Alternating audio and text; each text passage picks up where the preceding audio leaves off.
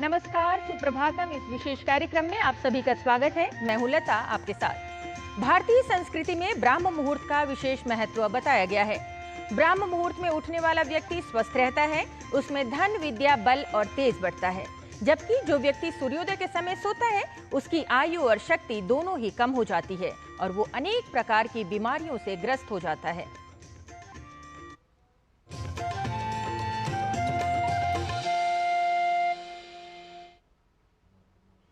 जीवन में समय का सबसे बड़ा सदुपयोग यही है कि हम समय के साथ अपने अंदर छिपी क्षमताओं की खोज करें और उनका सदुपयोग कर अपना और सबका भला करें। समय के साथ स्वयं को बदलने के लिए पंचांग अत्यंत सहायक होते हैं।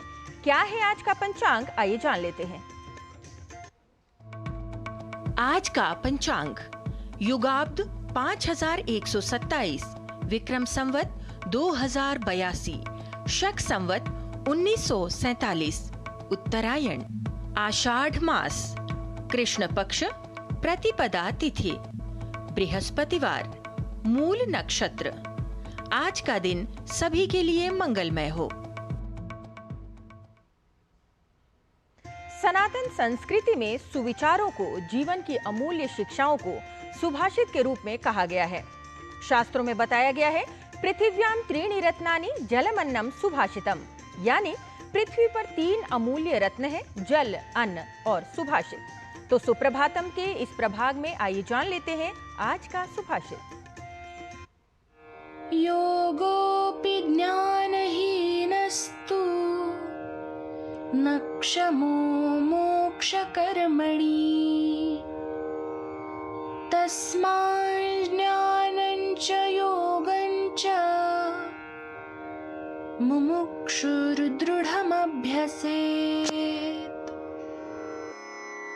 ज्ञान रहित योग से मोक्ष प्राप्त नहीं हो सकता, अतः मोक्ष की इच्छा रखने वालों को ज्ञान व योग दोनों का दृढ़ अभ्यास करना चाहिए। Salvation cannot be achieved by yoga without knowledge. So one who desires salvation should practice both knowledge and yoga firmly. कार्यक्रम में अब बात भारतीय ज्ञान परंपरा की करेंगे। योग एक महत्वपूर्ण विज्ञान है जो शरीर, मन, आत्मा व ब्रह्मांड को जोड़कर शारीरिक और मानसिक पीड़ा से मुक्ति दिलाता है। भगवान शिव को योग का जनक माना जाता है। इसका उल्लेख शिव संहिता एवं विज्ञान भैरव तंत्र में आया है।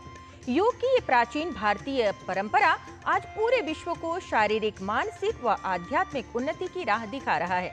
आइए जानते हैं ऐसी दिव्य एवं भव्य योग परंपरा के विषय में।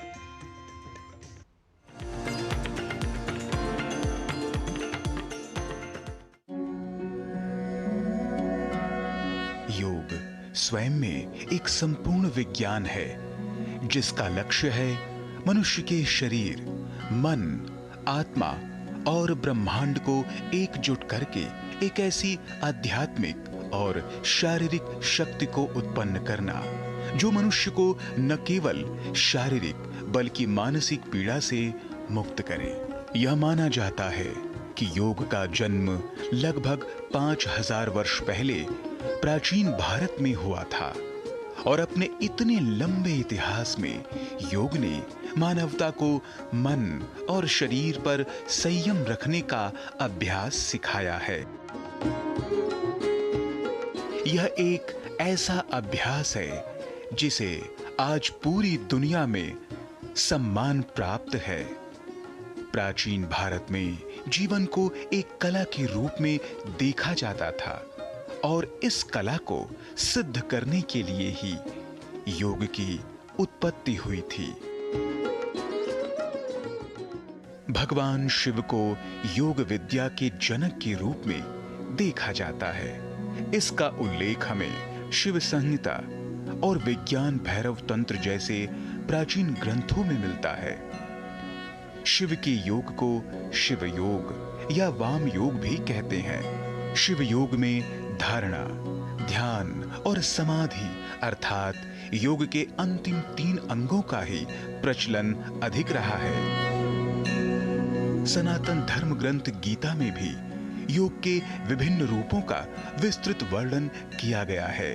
योगस्थः कुरु कर्माणि संगम त्यक्त्वा धनंजय सिद्ध्य सिद्ध्योः समो भूत्वा समत्वम योग उच्यते।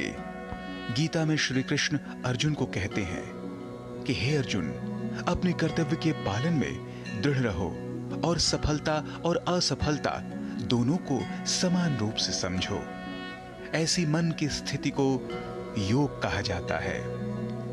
आज जब योग अंतर्राष्ट्रीय स्तर पर विख्यात हो रहा है तो यह भारत के लिए गर्व की बात है कि योग संसार को भारत की देन है। महर्षि पतंजलि को दुनिया का पहला योग गुरु माना जाता है। उन्होंने योग के 196 सूत्रों को संकलित किया, जिससे यह आम लोगों के लिए सहज बना।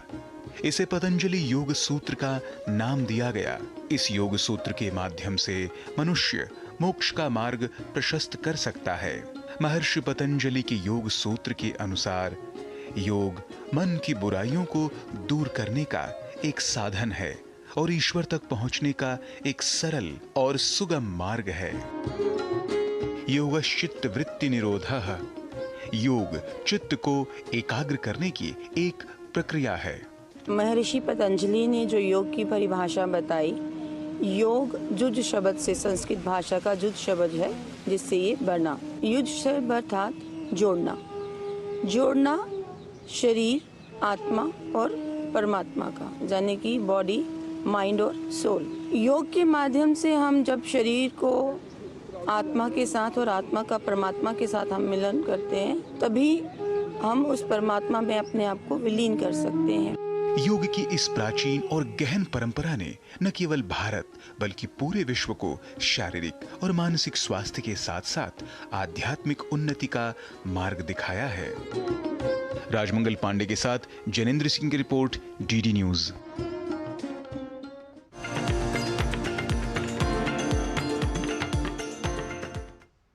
तो भारतीय ज्ञान परंपरा मनुष्य के संपूर्ण विकास की बात करती है और योग इसमें एक महत्वपूर्ण क्रम है। आइए कार्यक्रम में आगे बढ़ते हैं और बात स्वास्थ्य की करते हैं, यानी आयुर्वेद की करते हैं।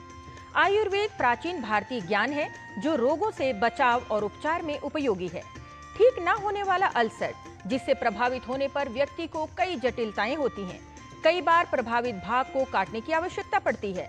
ठीक न होने वाले अल्सर के उपचार में आयुर्वेदिक चिकित्सा अत्यंत प्रभावशाली है। देखिए ये रिपोर्ट।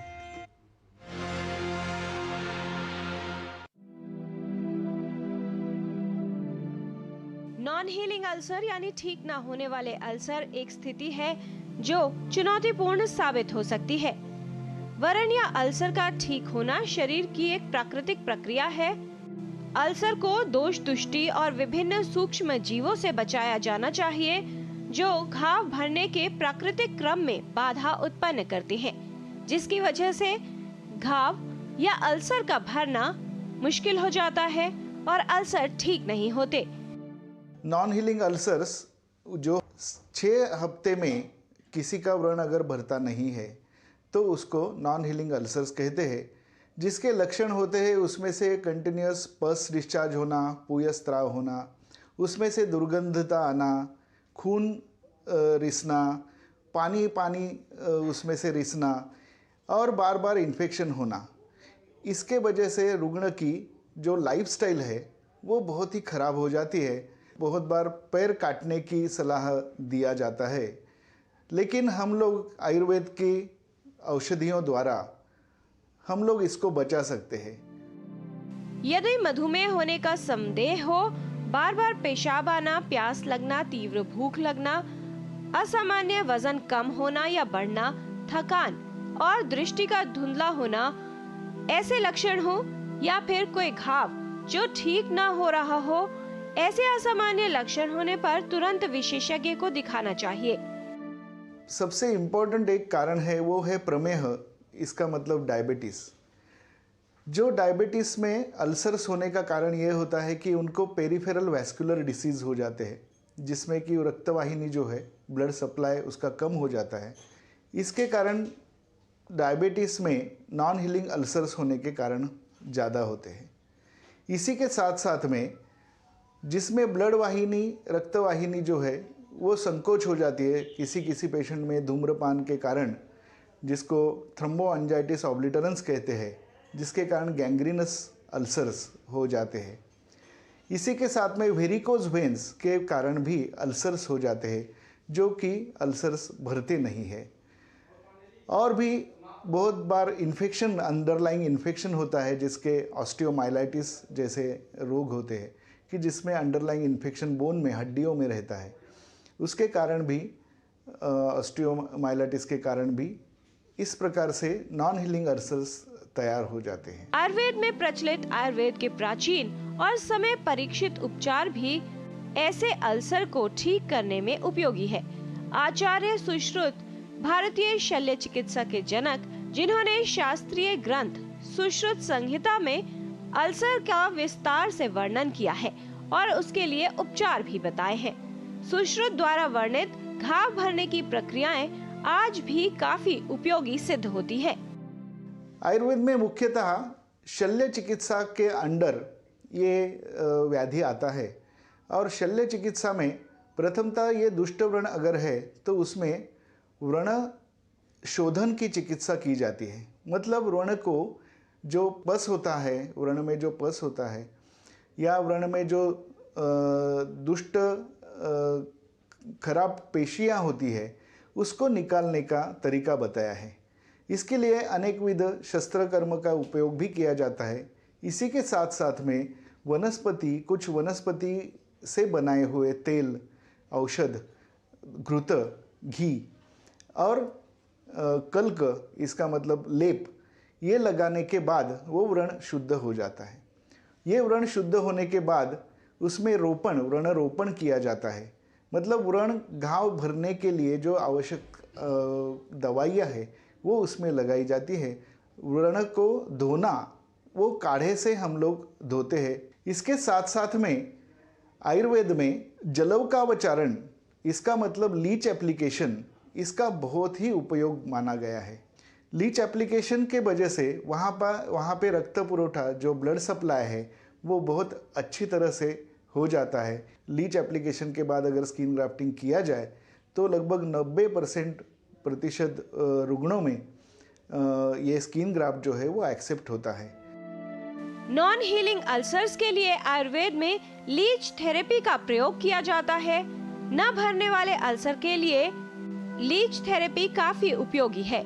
लीच थेरेपी के उपयोग से प्रभावित स्थान में सूजन और दर्द कम होता है, नस में रक्त का थक्का नहीं बनता और व्यक्ति को लक्षणों में सुधार महसूस होता है। सही उपचार से नॉन हीलिंग अल्सर्स की जटिलताओं को कम किया जा सकता है और व्यक्ति में लक्षणों में सुधार साफ देखा जा सकता है। यदि आप भी ऐसे किसी घाव या अल्सर से प्रभावित हैं जो बार बार हो जाता है या काफी समय से ठीक नहीं हो रहा, तो आप एक विशेषज्ञ को दिखाएं और उसका सही उपचार करवाएं।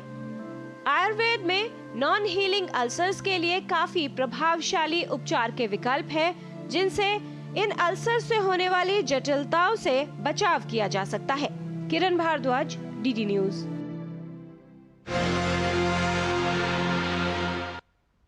तो आयुर्वेद में रोगों को ठीक करने के लिए उसके रूट पर काम किया जाता है, जिससे रोगी पूरी तरह स्वस्थ हो जाए। कार्यक्रम में अभी समय है एक ब्रेक का। आप देखते रहिए डीडी न्यूज, जल्द लौटेंगे।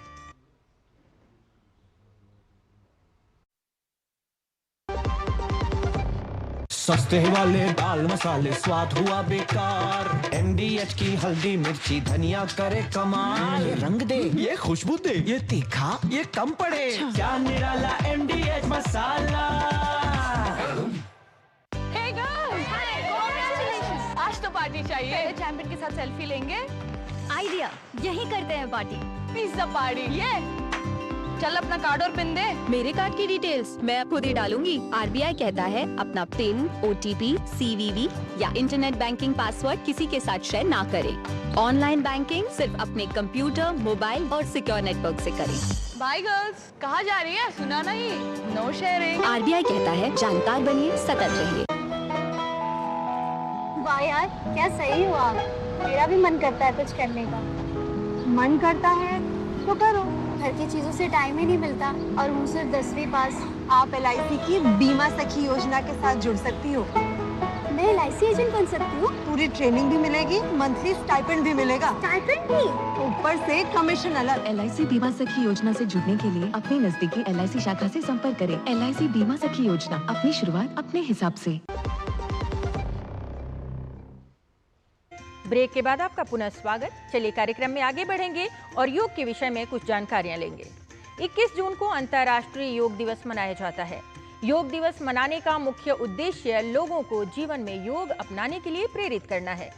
आइए योग के माध्यम से जीवन को स्वस्थ और निरोगी बनाएं। तो अब योग प्रभाग में आज जानते हैं त्रिकोणासन का अभ्यास कैसे किया जाता है और क्या है इसके स्वास्थ्य लाभ।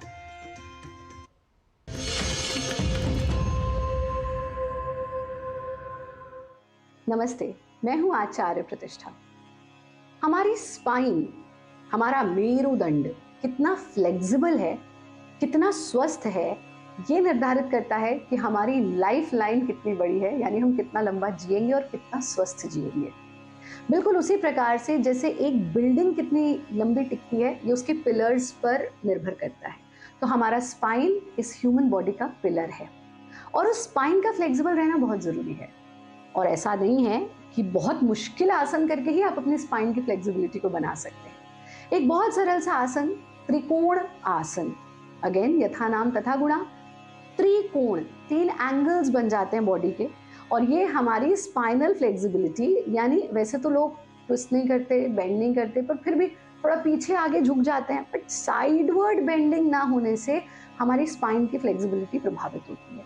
ये त्रिकोण आसन हमारे स्पाइन को फ्लेक्सिबल करता है, रक्त के संचार को ऊर्ध्वमुखी करता है, हमारे हार्ट को स्वस्थ रखने में भी बहुत बहुत लाभकारी है और इसके अनेक अनेक फायदे हैं। कैसे करना है त्रिकोण आसन जानते हैं। त्रिकोण आसन के लिए हम अपने आसन पर सीधे खड़े हो जाते हैं। त्रिकोण आसन के लिए हम अपने पैरों को कंधों से दुगनी चौड़ाई में खोल देते हैं। अगर आप कंधों से दुगनी चौड़ाई में न खोल पाए तो कंधों जितनी चौड़ाई में तो खोल ही लीजिए या उससे जितना ज़्यादा खोल सकते हैं। इस स्थिति में आकर हम सीधे खड़े होते हैं और अपने हाथों को इस तरह से शोल्डर लेवल पर खोल लेते हैं। सांस छोड़ते हुए हमें बाईं ओर झुकना और दाईं हथेली को देखने का प्रयास करें। सांस भरते हुए वापस आ जाना। इसी प्रक्रिया को दूसरी ओर दोहराना। इस पूरी प्रक्रिया में घुटने सीधे रहेंगे, हाथों को वापस ले आएंगे, दोनों पैर जो खुले हुए हैं उनको भी वापस ले आना, हाथों को आपस में मिलाकर शरीर को बिल्कुल ढीला छोड़ देना। जैसा हमने कहा, यह आपकी स्पाइनल फ्लेक्सिबिलिटी को मेंटेन रखता है, आपके हैमस्ट्रिंग मसल्स पर स्ट्रेच पड़ता है, आपके पैरों को भी मजबूत बनाता है। 3 से 5 बार दोनों ओर आप इसे रिपीट कर सकते हैं। कौन नहीं कर सकता? अगर आपको कोई बहुत सीरियस स्पाइनल इंजरी है या फिर आपके घुटनों में बहुत अधिक तकलीफ है तो आप इसका मॉडिफाइड वर्जन कर सकते हैं। बाकी सभी लोग इसका अभ्यास कर सकते हैं। आप सब हमारे साथ जुड़े रहें, कार्यक्रम नियमित रूप से देखते रहें। योगी बने, उपयोगी बने, सहयोगी बने, निरोगी बने।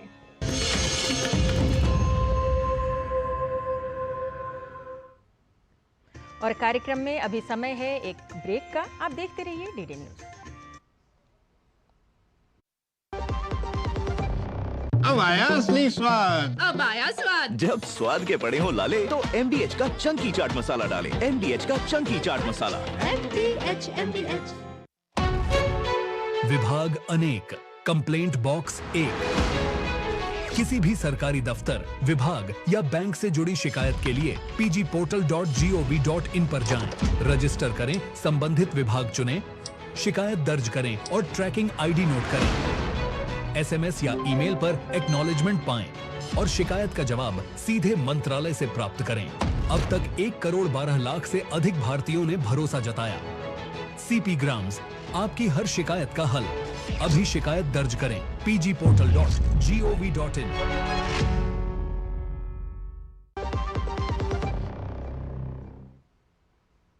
ब्रेक के बाद आपका पुनः स्वागत करते हैं और संस्कृत सीखने के लिए चलिए आपको ले चलते हैं संस्कृत पाठशाला की कक्षा में और जान लेते हैं संस्कृत के कुछ नए प्रयोगों को।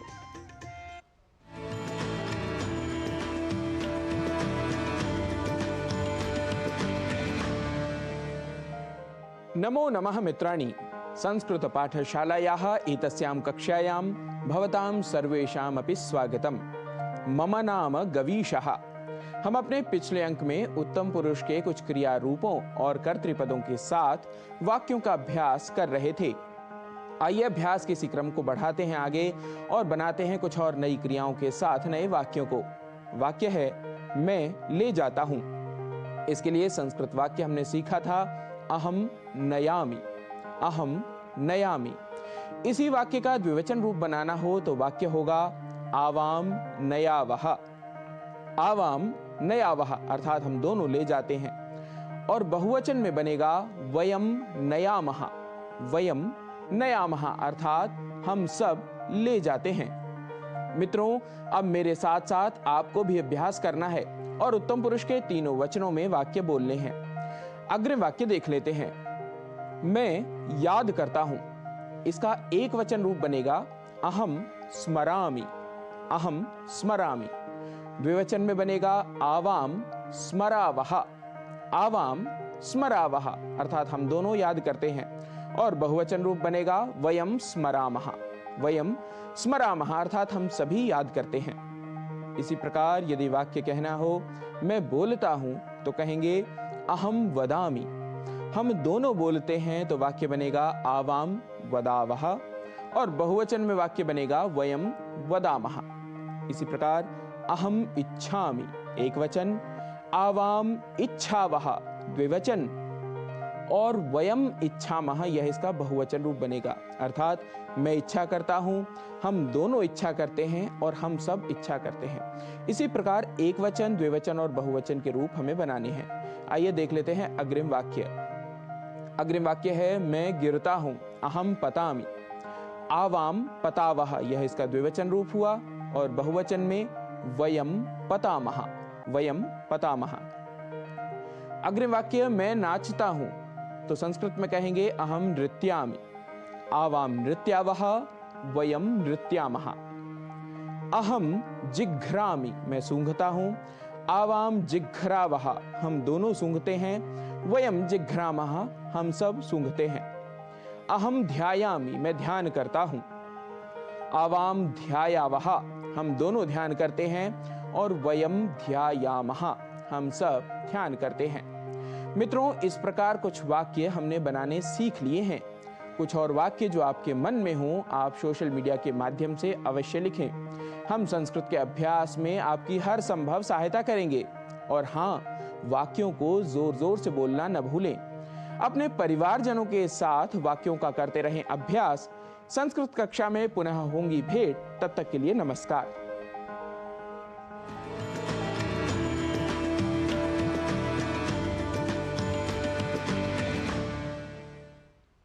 तो संस्कृत भाषा का अभ्यास निरंतर करते रहिए।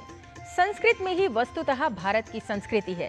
भारत की संस्कृति या ज्ञान परंपरा की बात करें तो कहा गया है मनुष्य को स्वयं ही अपने अच्छे बुरे को समझकर अपनी उन्नति के लिए प्रयास करना चाहिए और अपने आप को गलत करने से बचाना चाहिए, क्योंकि मनुष्य स्वयं ही अपना मित्र भी होता है और स्वयं ही अपना शत्रु भी होता है। तो हमेशा सोच विचार कर कार्य करने का प्रयास कीजिए। हमारा कार्यक्रम देखते रहिए। आज के लिए बस इतना ही। हमें हमारी पूरी टीम के साथ दीजिए अनुमति। नमस्ते।